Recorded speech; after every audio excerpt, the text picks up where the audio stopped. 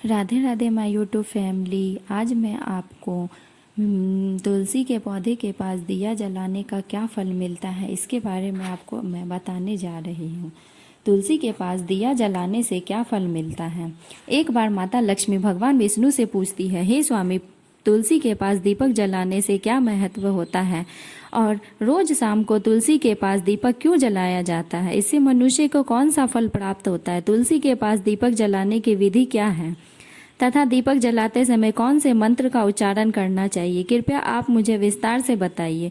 तब भगवान विष्णु कहते हैं, हे देवी, आज आपने समस्त मानव जाति के कल्याण के लिए बहुत ही महत्वपूर्ण प्रश्न किया है। आपके इस प्रश्न का उत्तर देने से पूर्वों में मैं आपको एक प्राचीन कथा सुनाता हूँ जिससे आपको सभी प्रश्नों के उत्तर मिल जाएंगे। इसीलिए आप इस कथा को ध्यान पूर्वक सुनिए। इस कथा को ध्यान से सुनने मात्र से मनुष्य को 100 वर्षों तक तुलसी के पास दीपक जलाने का पुण्य प्राप्त होता है। फिर माता लक्ष्मी कहती है, हे स्वामी, मैं इस कथा को सुनने के लिए उत्सुक हूँ, कृपया आप इस कथा को सुनाना प्रारंभ कीजिए। तब भगवान विष्णु माता लक्ष्मी को वह कथा सुनाने लगते हैं।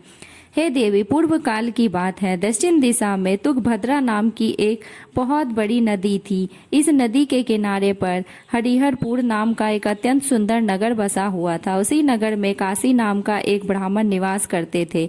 वे अत्यंत गुणवान, चरित्रवान, धैर्य कार्य करने वाले तथा वेदों के मार्ग पर चलने वाले थे। उन्होंने समस्त शास्त्र का अध्ययन किया हुआ था। उस ब्राह्मण की एक पत्नी थी जिसे लोग दुराचार कहकर पुकारते थे, क्योंकि उसके कर्म ही उनके नाम के अनुसार था। वह सदैव ही अपने पति को अपमानित करती थी। वह अपने पति के लिए कुवाच्य कहती थी, पति को भयंकर दुख देती थी, पति के लिए कभी भोजन नहीं बनाती थी। उसने अपने पति के साथ कभी शयन नहीं किया, कभी उसके साथ प्रेम से व्यवहार नहीं किया। पति के मित्र, परिवार के लोग घर पर आते तो वह स्त्री उनको अपमानित करके भगा दिया करती थी और स्वयं काम भाव से उन्मत्त होकर निरंतर अन्य व्यभिचारिणी स्त्रियों के साथ घूमा करती थी। उनका मन पति को छोड़कर पराये पुरुषों में लगा रहता था। उसने कभी अपने पति से प्रेम से बात नहीं किया, किंतु पराये पुरुषों के संग बैठकर बातें करती थी। पराये पुरुषों को मोहित करने के लिए सज धज कर गाँव में घूमने जाया करती थी। कभी वह वन में किसी वृक्ष के नीचे खड़ी रहकर सुंदर पुरुषों की राह देखने लगती और किसी दुष्ट पुरुष को मोहित करके उसके संग संभोग विलास किया करती थी। फिर एक दिन वह दुराचारणी स्त्री वन में जाकर एक वृक्ष के नीचे खड़ी हो गई। उसका चित्त काम से भरा हुआ था। वह कभी सुंदर कामी पुरुष की राह देख रही थी, किंतु बहुत समय निकलने के बाद भी उस स्थान पर कोई पुरुष नहीं आया। इसीलिए वह अत्यंत दुखी हो गई और प्रियतम की खोज में इधर उधर देखने लग गई। उस दिन उसका सारा परिश्रम व्यर्थ हो गया। वह वहां खड़ी होकर वह नाना प्रकार की बातें कहकर विलाप करने लग गई। हाय हाय, आज तो इस मार्ग से कोई भी सुंदर पुरुष नहीं आया। अब मैं कैसे अपने काम वासना को शांत करूं? आज की रात कैसे बीतेगी? वह जोर जोर से विलाप करने लग गए। उस जंगल में एक भयानक बाघ निवास करता था। उस पापिनी स्त्री की आवाज सुनकर वह जाग गया और उछल कर उस स्त्री को भक्षण करने के लिए उसके पास आ गया। उस भयंकर बाघ को देखकर उस स्त्री के पसीने छूटने लग गए। वह भय से थर थर कांपने लग गई। वह स्त्री कुछ करती इतने में ही उस बाघ ने अपने पंजे से उसे घायल कर दिया और उस स्त्री को जमीन पर गिर गई। जमीन पर गिरते ही वह स्त्री चिल्लाते हुए बोली, अरे बाघ, तू किस लिए यहाँ पर आया है? मुझे क्यों मार रहे हो? मैं यहाँ पर अपने प्रियतम को खोज रही हूँ। तुम मुझे छोड़ दो। मेरा भक्षण करके तुझे क्या मिलेगा? उस स्त्री की यह बात सुनकर वह भयानक बाघ क्षण भर के लिए रुक गया और हंसते हुए बोलने लगा, हे दुष्ट, आज विधाता ने तुझे मेरा ग्रास नियुक्त किया है। तू मुझे पापिनी स्त्रियों का भक्षण करना ही मेरा काम है, तभी मुझे इस शरीर से मुक्ति मिलेगी। वह स्त्री कहने लग गई, हे बाघ, तुम कौन हो? मुझे सच सच बताओ। तुमने किस कारण से बाघ की योनि में जन्म लिया है और तुम मुझ जैसी स्त्रियों का भक्षण क्यों करते हो? पहले मुझे सारी बात बताओ और फिर मेरा भक्षण कर लेना। फिर बाघ कहने लगा, हे पापिनी, मैं तुझे मेरे पूर्व जन्म का वृत्तांत सुनाता हूँ, किस कारण मुझे बाघ बनना पड़ा। पूर्व काल में दक्षिण देश में एक नदी थी। उस नदी के तट पर एक नगरी बसी हुई थी। उस नगरी में मैं निवास करता था। मैं एक ब्राह्मण का पुत्र था और नदी किनारे बैठकर यज्ञ किया करता था। मैंने उस जन्म में अनेक पापियों के लिए यज्ञ किया, उन पापियों के घर का भोजन किया। मैंने धन के लोभ से अनेक पापियों के लिए कार्य किए। जिस वस्तुओं का दान ब्राह्मणों को नहीं लेना चाहिए, उन वस्तुओं का दान भी मैंने ग्रहण किया, और दूसरों के धन को लेकर मैं अपना जीवन यापन किया, लेकिन कभी वासना वापस नहीं करता था। इस प्रकार के पाप करते हुए मुझे बहुत साल बीत गए और मैं बूढ़ा हो गया। मेरे बाल सफ़ेद हो गए, आंखें सूज गई, मुंह के सारे दांत गिर गए, लेकिन फिर भी मेरी दान लेने के लिए आदत नहीं छूटी और मैं पाप करता गया। फिर एक दिन मैं धन के लोभ में नदी किनारे गया और अन्य धूर्त ब्राह्मणों के साथ मिलकर हमने लोगों को ठगा। झूठ मंत्र वचन बोलकर हमने बिना विधि विधान किए ही देवी देवताओं का पूजन किया और फिर सारा धन दान लेकर फिर वहां से चला गया। फिर उसी स्थान पर एक बीमार कुत्ते ने मेरे पैर में काट लिया और मैं मूर्छित होकर गिर पड़ा। उसी क्षण मेरे प्राण चले गए। फिर यम के दूत उस स्थान पर प्रकट हुए और मुझे पकड़कर यमपुरी ले गए। वहां पर यमराज ने चित्रगुप्त से मेरे कर्मों का लेखा जोखा निकालने के लिए कहा। फिर चित्रगुप्त कहने लग गए, धर्मराज, इस ब्राह्मण ने घोर पाप किए हैं।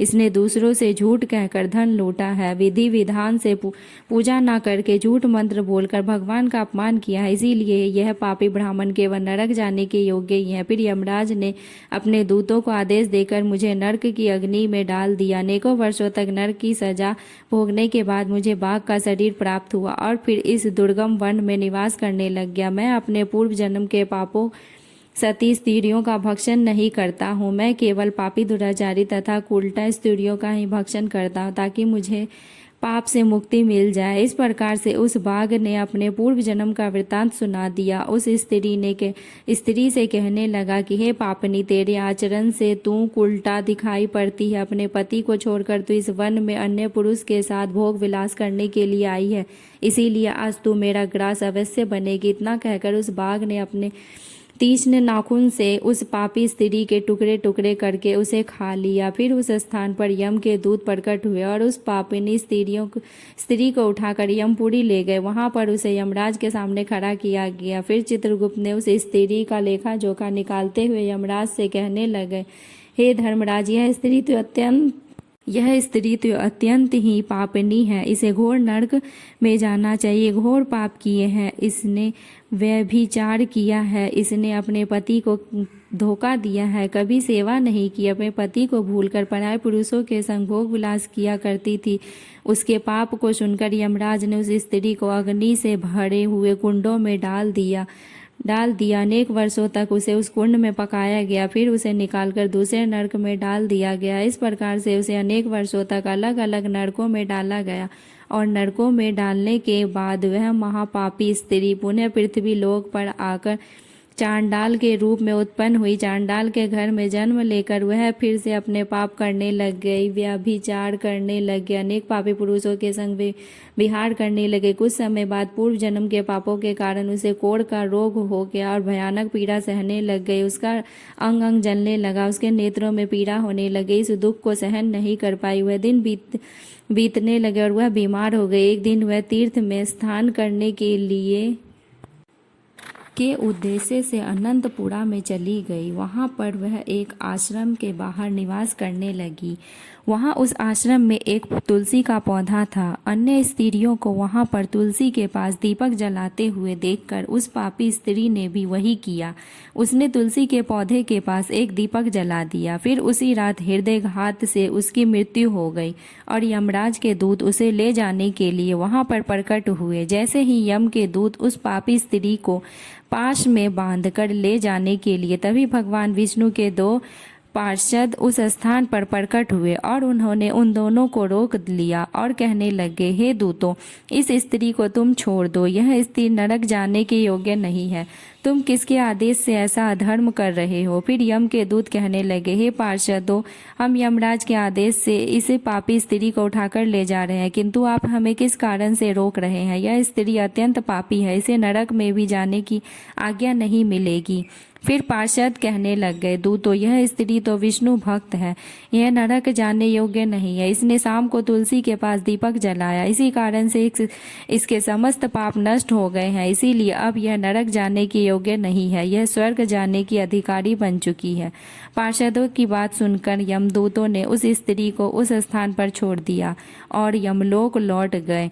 वहां जाकर उन्होंने यमराज को सारा वृत्तांत सुना दिया। फिर भगवान विष्णु के पार्षद उस स्त्री को दिव्य विमान में बैठाकर स्वर्ग लोक में ले गए। भगवान विष्णु कहते हैं, हे देवी, इस प्रकार के तुलसी के पास केवल दीपक जलाने से मात्र से ही मनुष्य को सभी पापों से मुक्ति मिल जाती है। जो स्त्री नित्य शाम को तुलसी के पास दीपक जलाती है वह सौभाग्यशाली बनती है, उसके पूर्व जन्मों के सभी पाप नष्ट हो जाते हैं, उसे सुख समृद्धि की प्राप्ति होती है। रोज तुलसी के पास दीपक जलाते समय इस मंत्र का उच्चारण करना चाहिए। ओम तुलसी देव्य च विग्रहे विष्णु प्रियाय च धीमहि तंत्रो वृंदा प्रचोदयात्, जिसका अर्थ यह होता है, विष्णु प्रिय तुलसी, मैं आपको नमन करती हूँ, आप मुझे उच्च बुद्धि दो। हे वे वृंदा, आप मेरे मन को रोशन करो। भगवान विष्णु कहते हैं, हे देवी, हजारों अमृत के घड़ों से नहलाने पर भी श्री हरि विष्णु को उतनी तृप्ति नहीं होती जितनी वह मनुष्य के द्वारा तुलसी के द्वारा एक पत्ता चढ़ाने से प्राप्त करने से होता है। 10,000 गोदान करने से मानव जो फल प्राप्त करता है वही तुलसी फल में तुलसी पत्र दे देने से दान को प्राप्त करता है। जो मृत्यु के समय अपने मुख में तुलसी पत्र का जल पा जाता है वह संपूर्ण पापों से मुक्त होकर भगवान श्री हरि विष्णु के धाम जाता है। हिंदू धर्म में तुलसी के पौधे का महत्व सबसे अधिक है। इसकी सबसे पहले पूजा भगवान विष्णु ने की थी। भगवान विष्णु कहते हैं, जिस प्रकार से देवी लक्ष्मी से वैकुंठ को ऐश्वर्य प्राप्त है, उसी प्रकार से वैकुंठ में तुलसी के कारण ही पवित्रता प्राप्त होती है। पृथ्वी लोक पर जिस स्थान पर भी तुलसी का पौधा होगा उस स्थान पर कभी बुराई का वास नहीं होगा, ऐसा स्थान सबसे अधिक पवित्र होगा। इसी कारण से हमें हमारे घर में तुलसी का पौधा अवश्य लगाना चाहिए। इस प्रकार से भगवान विष्णु ने तुलसी के पास दिया जलाने का महत्व बताया। वीडियो अच्छी लगी हो तो चैनल को सब्सक्राइब कीजिए, कमेंट कीजिए, लाइक कीजिए। राधे राधे, जय जय।